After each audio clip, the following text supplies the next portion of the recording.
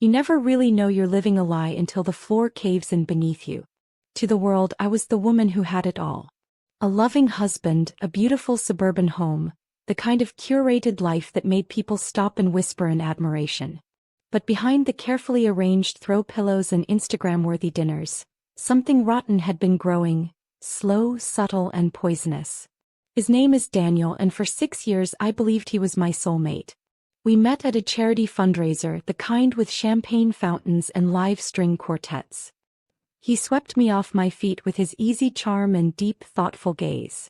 Within a year we were married. He said he wanted a family, stability, a forever. I gave up a high-powered marketing job to build our dream together, to decorate nurseries, plan family trips, and become the heart of a home we both claimed to want. But that dream never materialized.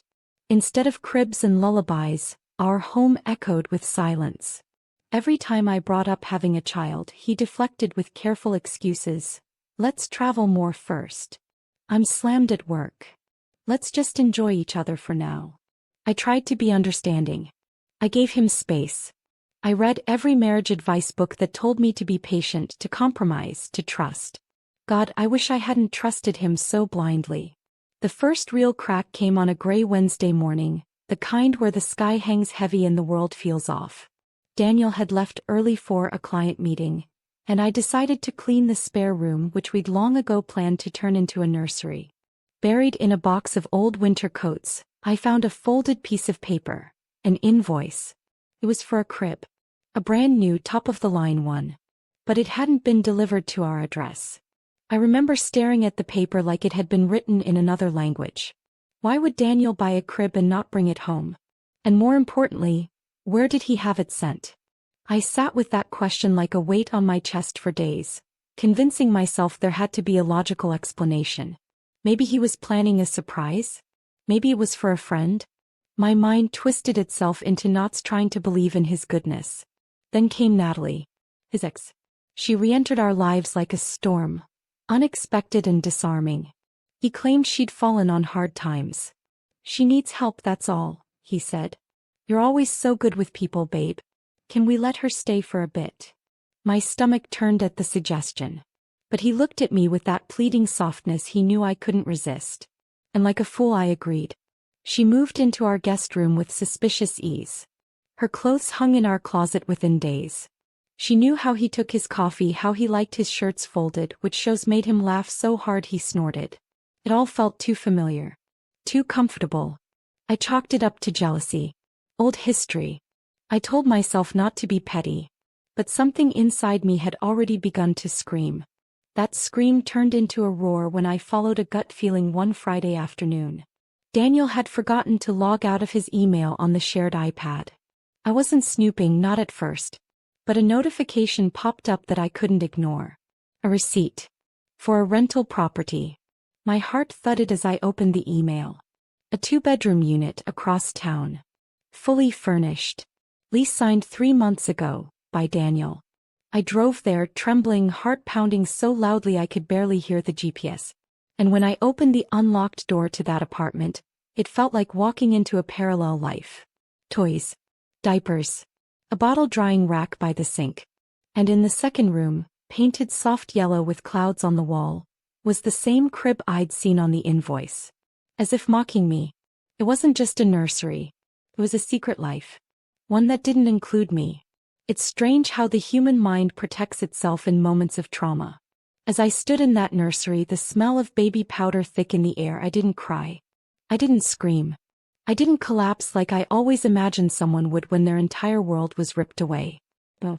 I stood frozen, numb, staring at the little rocking chair that creaked softly from a breeze through the window, like it was whispering a lullaby I was never meant to hear. I walked through the apartment like a ghost, taking in the tiny shoes by the door, the framed photos on the wall. Photos of Daniel, Natalie, and a baby. A girl probably no more than a few months old. She had Daniel's eyes. His exact smile. There was no doubt in my mind. He hadn't just betrayed me. He had started a whole new family. I wanted to vomit. I wanted to burn the place to the ground. But instead I took out my phone and documented everything. Every photo, every receipt, every piece of this secret life he thought he could keep buried. I needed evidence, not for revenge, not yet, but because part of me still didn't believe what I was seeing. The weight of the truth settled on my shoulders as I left the apartment. I didn't know where I was driving, but I needed air. I needed to move before the grief could paralyze me. For years, Daniel had gaslit me into believing we weren't ready for kids. That the timing wasn't right. That my body wasn't prepared, or my hormones were off, or that stress was getting in the way. I spent nights sobbing in silence, wondering what was wrong with me. I took vitamins, tracked cycles, prayed into my pillow when he couldn't see me. All the while he was raising a child with her. With her. Natalie had always been the ex who lingered too long in the corners of our marriage. She'd call him when things fell apart and he'd answer like she still had pieces of him. He told me she was broken. That he felt sorry for her. That she had no one else. And I believed him. I'd watch them sit too close on the couch, share inside jokes, laugh in that soft, familiar way that always made my skin crawl. I told myself I was insecure. I swallowed my instincts like poison. But I was right all along. They were never just friends. When I finally returned home, the house felt like a museum. Every photo of us smiled back at me like a cruel joke. Every piece of furniture we picked out together felt tainted, contaminated with lies. And there she was, Natalie, standing in my kitchen like she owned the place, pouring herself a glass of my favorite wine. She didn't even flinch when I walked in. That was the moment I realized something even more terrifying than betrayal. She wasn't afraid of me. Why would she be?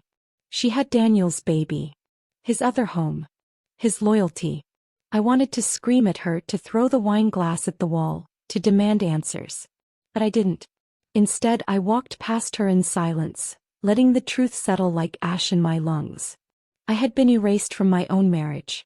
And the people who did it had the audacity to live under my roof. That night, I lay awake in bed beside the man who had betrayed me so profoundly it felt biblical.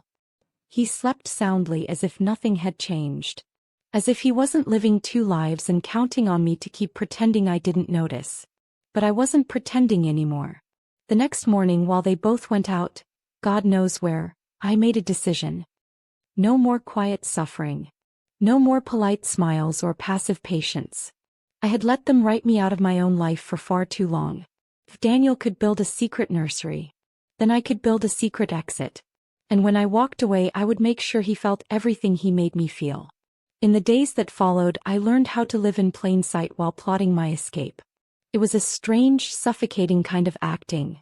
Smiling while my heart cracked beneath the weight of what I knew, cooking meals for a man I could no longer look in the eye, sharing my home with a woman who'd stolen everything I once held sacred. But I didn't let them see the unraveling.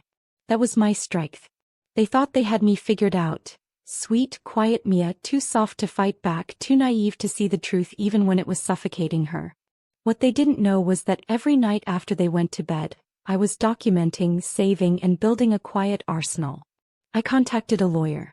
A discreet one, recommended by a friend whose own marriage had ended in betrayal. She didn't ask unnecessary questions. She just listened. And when I laid out the evidence, the baby photos, the nursery, the texts and call logs, she looked at me with a kind of solemn respect. "You're going to be okay," she said gently, "but you're going to need to be smart. And quiet." So I was. I gathered bank records, checked property deeds, and made digital copies of everything. That's when I discovered the final betrayal. Daniel had been using money from our joint account. My money, to support his secret family. Rent, baby clothes, even the hospital bills. I felt sick. But instead of confronting him, I let him keep digging his own grave. I needed him to think everything was fine. I needed him to believe that I was still in the dark. It was during this time I began to truly see them, Daniel and Natalie, for who they were, not who I had imagined them to be. He wasn't just a cheater. He was a coward. A man who couldn't face the consequences of his own choices. So he tried to balance two lives, thinking neither would ever collide. And Natalie, she wasn't just a homewrecker. She was calculated. There was no remorse in her eyes when she smiled at me across the kitchen. In fact, I began to suspect she enjoyed it. Like taking my husband wasn't enough, she needed to erase me too, piece by piece. But I wasn't going anywhere. Not yet. I began putting pieces in motion. I found a small apartment and paid the deposit in cash. I rerouted my paychecks into a private account. I even bought a burner phone, one Daniel would never see, so I could continue my correspondence with the lawyer without raising suspicion. It was the most emotionally exhausting performance of my life, pretending to still be a loving wife while I was quietly severing every tie behind the scenes. And yet, somehow I found strength in the silence. I remembered all the times I had set my own needs aside for Daniel. All the dreams I'd shelved, all the compromises I'd made, thinking love was worth it. Thinking he was worth it. But love doesn't ask you to shrink. And betrayal doesn't just break your heart. It rewrites your entire history. The tipping point came on a Wednesday evening. I had come home early from work and heard giggling from the living room. At first, I assumed it was the television. But when I turned the corner, I saw Daniel sitting on the couch, holding Natalie's hand. She was nestled against him like she had every right to be there. Like this was her house. Her life. And the worst part? He didn't even look guilty. That's when I knew he thought he'd won. He thought I was so broken, so dependent that I would simply endure it. He didn't know that while he was playing house, I was preparing for war. I turned and walked away, not saying a word. I went upstairs, locked the door, and stared at myself in the mirror. There was a flicker in my eyes that hadn't been there before. A quiet fire. A promise. They had stolen my peace. But I was going to take back my power. And when I left, it wouldn't just be a quiet goodbye. It would be an earthquake. The morning I left wasn't dramatic. That was the point. I woke up before the sun, heart pounding but hands steady. I moved through the house like a shadow, packing only what I needed: documents, clothes, my grandmother's necklace. Everything else I left behind, not because it didn't matter, but because I had outgrown it. That version of me, the one who clung to crumbs of love, who begged for answers, was gone. And so, I slipped out before the world even knew I was missing. By noon, I had moved into my new apartment. A quiet one-bedroom tucked away in a part of town Daniel would never think to look. The walls were bare, the fridge nearly empty, and I had never felt more free. That same afternoon, my lawyer filed for divorce. Clean, efficient, and devastating. She made sure every piece of evidence was attached. Proof of financial abuse, infidelity, emotional manipulation. And best of all, we froze the accounts. Every penny left in our joint savings was now in limbo. He couldn't touch a dime until we settled. The man who once thought he had options now had nothing but consequences. But I wasn't done. The next move came a week later. Daniel still hadn't called, not to ask where I was, not to check if I was okay. That told me everything I needed to know. He wasn't heartbroken. He was relieved. Until he wasn't. Because that's when he got the envelope. I had it hand-delivered to our old house. Inside was a printed letter from me, no fluff, just facts. Every lie I knew, every receipt I had. The real kicker? A printed photo of the second nursery, annotated with dates and transactions. It ended with a line I knew would haunt him. You didn't just cheat on me, you built a life behind my back. Now watch it crumble. I imagined the silence in the room when he read it. The cold flush of panic. Natalie pacing in the background, wondering how much I knew. I imagined them scrambling, whispering, trying to spin a new story while the truth stared them in the face. That same night, I dropped another set of documents, with copies of everything, to Daniel's parents. His conservative, church-going parents who adored me. Who thought I was the best thing that ever happened to their son. Let's just say that family dinner didn't go quite as planned. But the part that shook Daniel the most wasn't legal or financial. It was social. Because I posted a single message on Facebook. No names, no direct accusations. Just a photo of me standing in my new apartment, smiling for the first time in months, with a caption that read, "Sometimes the person you need to save is yourself." That post went viral in our small circle. People messaged me privately, stunned. Others connected the dots. The women he'd flirted with, the times he lied about working late. Slowly, the image of perfect Daniel cracked like old glass. Natalie, who had gloated from the shadows for so long, now had to stand in full daylight. No longer the mysterious friend, no longer the secret comfort, just the other woman who destroyed a marriage and still ended up with the hollow remains. I stayed silent through it all. Let the pieces fall where they may. I didn't need revenge in the traditional sense. Watching their empire collapse under the weight of their own deception was more satisfying than anything I could have planned. Meanwhile, I was rebuilding. Therapy. Journaling. Walks in the morning sun.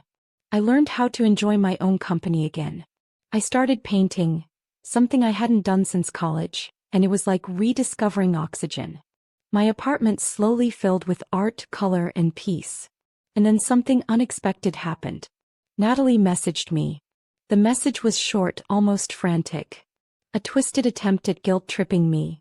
You ruined everything. He's not the man I thought he was. For the first time I pitied her. She hadn't won. She had inherited a man built on lies.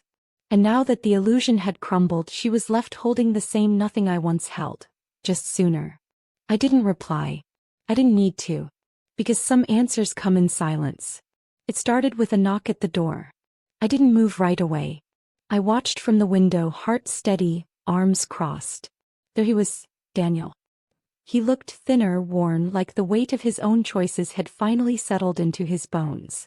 I didn't open the door. Instead, I let him stand there for a while. Let him feel the chill I'd lived with for months, the kind he used to ignore when it was in my eyes instead of the air. He knocked again. This time softer, almost unsure of himself. That was new. Eventually, I opened the door just wide enough for him to see my face, and the life behind me that no longer included him. He didn't speak at first. He didn't know how to. And that was telling. For a man who once controlled every conversation, every decision, every breath of our marriage, he was now tongue-tied in front of the woman he thought would never leave. I didn't invite him in. He fumbled, shifting his weight, trying to look pitiful. His voice cracked as he said my name like it still held weight. But I stood silent, unmoved. The damage was done. And I wasn't there to comfort the wreckage he created. He started talking then, fast and desperate. How everything had spiraled out of control. How he didn't mean for things to go so far. How Natalie wasn't who he thought she was. How he missed me. But the thing is, he didn't miss me. He missed the woman who cleaned up his messes. The woman who forgave too easily. The woman who would have opened the door all the way and listened even when it hurt. That woman was gone. And in her place stood someone he never imagined he'd meet. His ex-wife, unmoved, unbothered, and far better without him. He begged for a second chance. Said we could fix it. That he'd go to counseling. That we could start fresh. Said the nursery wasn't even finished. As if that was supposed to make it better. As if unfinished betrayal counted for less. I looked him straight in the eye and said nothing. Because closure doesn't come from them. It comes from choosing peace over chaos. From walking away without needing them to understand why. Eventually I closed the door. Not with a slam. Not with anger. But with finality. Daniel stood there a few moments longer, probably expecting me to change my mind. He didn't realize how long I had been gone before I actually left. He had been talking to a ghost for months. That night I slept deeply for the first time in years. No phone on the pillow waiting for a message that never came. No pretending to be okay while dying inside. No walking on eggshells just to keep the peace. Just me, my new life, and silence that finally felt like freedom. In the weeks that followed, I heard through mutual acquaintances that Daniel was unraveling. Natalie had moved out. Turns out, being the fallback woman wasn't all it was cracked up to be. The illusion had faded, and now she was left with a man who couldn't be trusted and a half-decorated nursery filled with lies. Daniel lost his job next. Apparently, messy personal lives don't play well in corporate environments, especially when HR catches wind of inappropriate workplace relationships. I didn't have to lift a finger. Karma had a better aim than I ever could. Me. I was thriving. My art gained traction online. A small community of women, some who knew my story, some who just felt it, began following my work. I started selling pieces, each one painted from the remnants of a heartbreak that no longer owned me. Therapy helped. So did time. So did waking up each morning knowing I didn't have to wonder anymore about where he was, who he was texting, or whether I was enough. As I was. I always had been. He just wasn't the man who deserved to witness it. I found myself again in the quiet. In the way I brewed my own coffee without making a second cup. in how I filled my walls with art instead of arguments, in how I reclaimed the word home and gave it back to myself. By the time Daniel tried reaching out again, this time through his lawyer to stall the divorce, I had already moved past him mentally and emotionally. The paperwork was airtight. I got what I needed. And he got exactly what he earned. The woman who once sat in the shadows now stood in her own light, and it blinded him. There's something profound about watching people self-destruct from a distance, when you've already walked away healed and built something beautiful from the ashes they left behind. I didn't seek revenge. I didn't need to. They did it to themselves. Natalie eventually posted a dramatic breakup reel online. One of those half-hearted attempts at dignity with sad piano music and filtered tears. She captioned it, "Sometimes the person you fought for was never yours to begin with." The irony? I didn't fight. I let go. She was the one who mistook competition for a relationship. And Daniel? He'd mistaken silence for permission and got exactly what he feared most: irrelevance. They broke themselves without me ever lifting a hand. Daniel tried to reach out one last time, some hollow message buried under a fake account. Something about forgiveness and how much he'd grown. But by then I didn't even recognize his voice. It was like trying to remember a bad dream you no longer cared to revisit. I left the message unread. I had better things to do. Things like teaching weekend art classes at a local community center, where women gathered not just to paint but to rebuild. To sit in a circle, dip their brushes in colors that once felt like pain and turn them into power. I didn't share my story often, but when I did, I watched the recognition in their eyes. That flicker that says, "Me too." The nods. The tears. The slow exhale of women who had held their breath far too long in relationships that took more than they gave. I wasn't just healing. I was helping others do the same. And that was the sweetest form of justice. My home, once designed for two, now felt fuller than it ever did with Daniel in it. Plants thrived by the windows. Music played softly in the mornings. My art hung on every wall, not as decoration but as survival. The nursery? I painted over it. Not with pastels and lullabies, but with bold reds and deep golds, streaks of fierce independence and reclaimed identity. The room became my studio. A space where creation had meaning again, where I gave birth to a life that no longer needed approval, permission, or a man to anchor it. Funny how the space meant to house his secret became the canvas of my rebirth. One day, while scrolling online, I stumbled across an old photo of Daniel and Natalie, before everything unraveled. They looked happy, polished, coordinated outfits, matching smiles. But all I could see was two people performing for a future that never arrived. They had built a second nursery but never made it to the crib. He had built a second life but forgot that lies always collapse under their own weight. I closed the photo without a second thought. No sting. No ache. Just quiet. It took me a long time to understand that healing doesn't always come with an apology. That closure isn't always spoken. Sometimes it looks like sleeping through the night without checking your phone. Sometimes it's saying no without guilt. Sometimes it's just peace. Pure. Undisturbed. Earned. People often ask if I'm dating again. And maybe one day I will. But for now I'm in love with myself. With the way I protect my heart. With the woman I've become. She's stronger than the one who stayed too long. She's wiser than the one who begged for clarity. She's free. And Daniel? He still lives in that web of half-truths and regrets, circling the ruins of the life he dismantled with his own hands.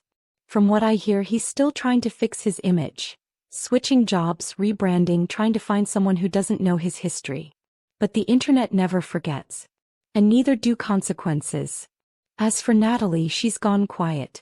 The friend circle we once shared has long since shifted, most of them on my side. Apparently, she didn't anticipate that loyalty comes not from proximity but integrity. In the end, they got exactly what they deserved. And I got something better. A life of my own choosing. Unapologetically mine. And as I sip my morning coffee with sunlight pouring through the window and the scent of fresh paint in the air, I smile. Not because I won, but because I walked away and never looked back. If you connected with this story, don't forget to like, comment, share, and subscribe for more stories just like this one. New dramatic episodes drop every day. full of betrayal, karma, and women who rise stronger than ever. See you in the next story.